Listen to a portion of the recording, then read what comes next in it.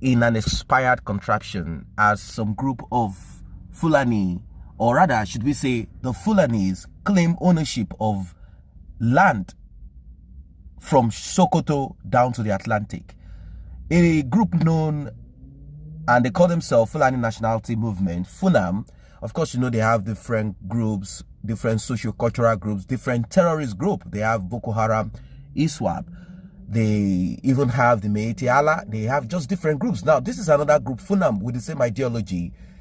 They are claiming that from Sokoto down to the Atlantic belongs to them. And this is a narrative that we've always heard for a very long time. And they are moving towards actualizing this as they are moving from one nook to the other, nook and cranny of Nigeria.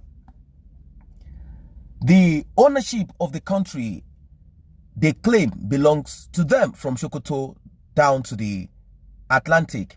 And from the look of things, with the claims of Fulani ownership of the country, this is more or less like a conquest of the entire territory. FUNAM, which made a similar provocative statement in 2018 following the Benue massacre by herdsmen, returned to its familiar territory in a statement that further sharpened the ethnic cleavages in Nigeria. While the statement was a reaction to recent killings in Plateau State by armed Fulani herdsmen, it claimed the claim of the existence of a Fulani strike force that coordinated what it called a retaliatory attack against Birom people in Bakin Ladi in Plateau State may ignite an arms race by Nigeria's various ethnic groups. Now, you know that there is Amotekun. Amotekun is not a terrorist group. Amotekun is simply a security outfit in the southwestern part of Nigeria that has been formed to secure the lives and properties of people living in that region, the southwestern part of Nigeria. They call themselves Yoruba, some call themselves Anago, some call themselves Odudua.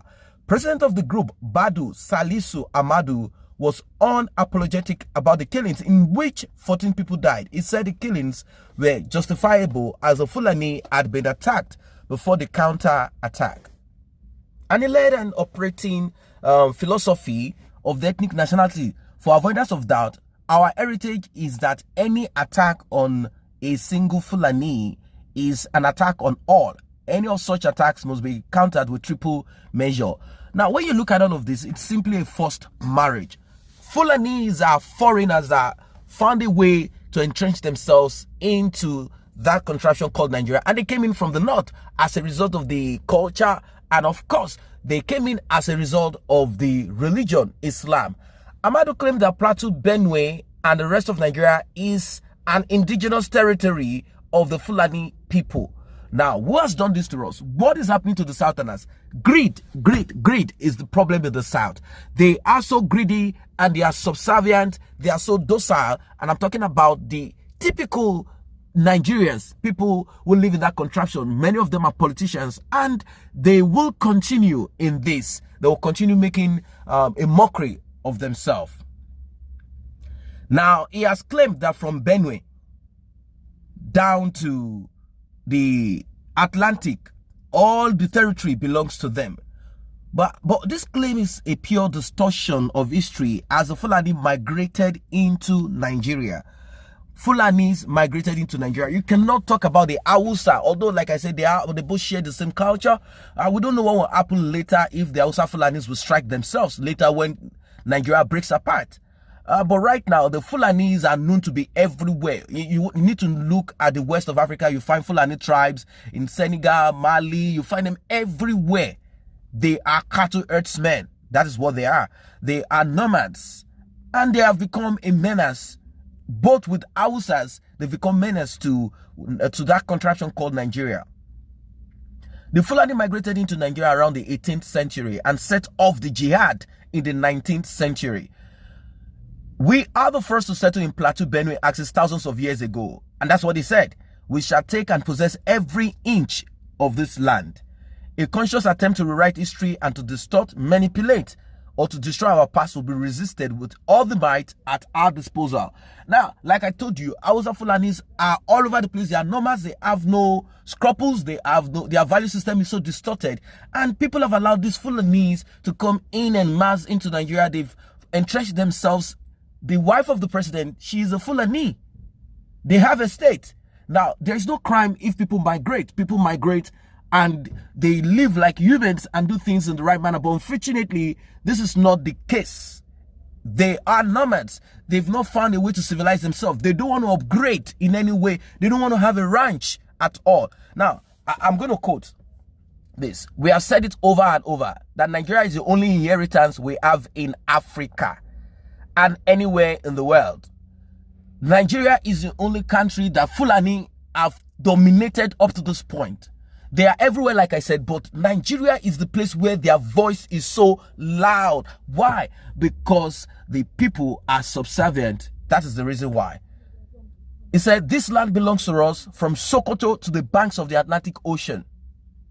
This was a destiny bestowed on Uthman Dan Fodio. If you don't know who Uthman Dan Fodio is, do a little research and find out the jihad and how these people mess things up.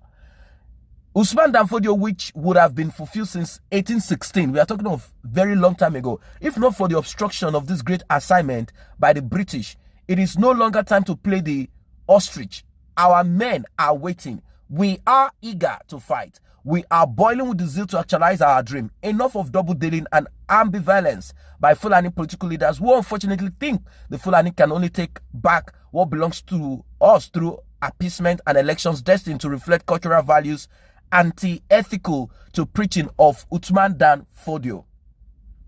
Now I'm going to go further to read the threats of these Fulanis, and I'll call them Hausa Fulanis. That there is a clear agenda to divide Nigeria and exterminate the Fulani people. We are long aware of this plot. We call on Fulani all over Africa. You see the word? You see what they are saying? They are all over the continent. That's what they claim, to prepare for this inevitable war and set our people on an offensive path rather than being weaklings and choose a defensive strategy in warfare.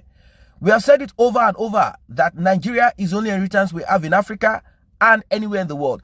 This land belongs to us from Sokoto to the banks of the Atlantic Ocean.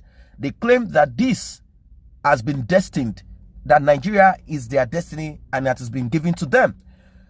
We want that nothing will be able to save those raising their voice against us and Allah. Nothing will be left behind from the east, west, middle belt, except those who accept the creation of Allah and the leadership place of Fulani in fulfilling this destiny. Since this irresponsible Western notion of democracy was imposed, the Fulani have been short-changed and maligned. The middle belt, the west and east should be prepared. We are already here. Let the Birom, that is the one in Benue, Plateau Benue, that's the middle belt of Nigeria, and the ethnic minority invaders in the entire middle belt leave our territory or be prepared to accept our ways of life. It is time for them to savor their wounds. It's time. It's just the beginning. Many more will come. Nothing can stop us. Inshallah, we shall take this battle across the sea, on the land, in the air, on the mountains, in every territory currently occupied by the Kafars. This is our position. This is our destiny. For those who think they can stop or continue to conspire against us, we wish them good luck. Now, this is a call for war. This is a call for war. But then, time has passed for such bloodletting and those kind of very stupid, foolish kind of war. No, it's time for people to decide among themselves. Let the South break away from Nigeria. But you know, because people they think with their stomach and they are so greedy, that is why some groups of people will not see light and reason and think of the best way to put things right in their lives. You know, let's quickly see some comments, and of course your own opinions too can be dropped in the comment section. Someone here is saying, what exactly is it a threat to national security? If it was Showore or Nnamdi Kanu now, they will all start flexing muscles. The police, the DSS, the SSS, the Daura State Service, And even NDDC will be vying to outdo themselves in the eye of the service game. Where is Femi and Garuba or even Malami, talk less of the loud-mouthed Keyamo? Where is the National Assembly? They are all deaf and dumb all of a sudden. I really feel for PMB. He is surrounded by pretenders and non-performers. Finally, we know that some Nigerians are more equal than other Nigerians. The Fulanis are now above the laws of Nigeria and its speech is allowed for them only. Only God will deliver Nigerians from Nigeria. And I think it's no longer only God, only God. It's time for us to be proactive. It's time for us to act rather than saying God. God is bringing this to you so that you can listen and do the right thing rather than using the word only God, only God. Nigeria should split. The South break. The South will break with the Middle Belt, not with the terrorists that have entrenched themselves in the Middle Belt. The South should break. Mazi Nnamdi Kanu has preached this several times. A lot of people have preached this several times. But unfortunately, some people are not buying into this. Some people are not listening to this. Some people have not removed the shroud that is covering their head.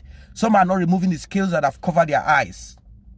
Omoyele Sowore pointed out massive corruption. He wasn't preaching any form of secession from Nigeria. He was only preaching.